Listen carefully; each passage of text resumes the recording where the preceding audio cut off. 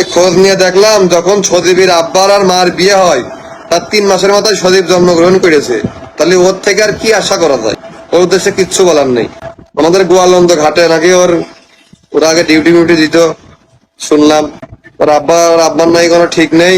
ওর মা কি দেখি করে ওর জিএসএক্স এর গাড়ি মাড়ি কিনে দিয়েছে। 3 কিলোমিটার আগে চলে যাবে না, থাকার মাফ করে দাও। কখন একটু হাই জীবনে কিছু করতে পারি না, একটা ভিডিও বানাই খাইয়েছে ওর খাতে দাও। ও তো জন্মের ঠিক নেই।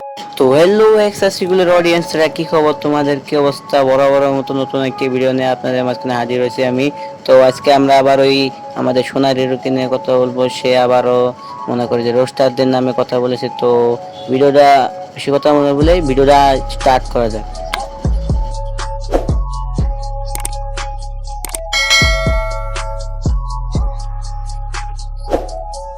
ভাই খোঁজ নিয়ে দেখলাম যখন সজীবের আব্বার আর মার বিয়ে হয় তার 3 মাসের মাথায় সজীব জন্মগ্রহণ করেছে।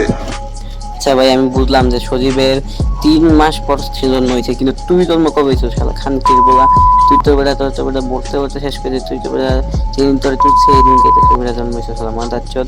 তুই আবার সজীব রেলে কথা কস খানকির বলা। আর তুই যে কইছ যে আমগোলামে মামলা দিবি না রোস্টার কোন নামে মামলা দিবি তেইশ বেটা, তোর ডরাই কেডা? হ্যাঁ খানকির বলা, তুই রোস্টার কোন নামে মামলা দিবি না তেইশ।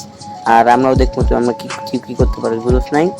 আর তুই বেটা হিরো আলমের বেটা যোগ্য না, তুই বেটা আয়স আবার হলো রোস্টার গুপিতে লাগতে আলা ফায়দা চোখ খানকির বলা।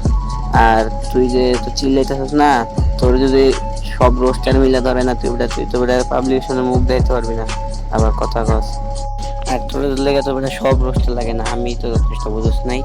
আর তো তোরে আমরা ওয়ার্নিং দিতেছি বুঝোস নাই, এরপরে যদি এরকম লাইভে উল্টাপাল্টা কাজ করছিস না, তুই তোরে এমন ভাবে রোস্ট করবো যে তুই পাবলিকের সামনে দাঁড়াইতে পারবি না বুঝোস নাই। আর ভিডিওটা যদি ভালো লাগে তাহলে লাইক কমেন্ট করে দিন। আল্লাহ হাফেজ।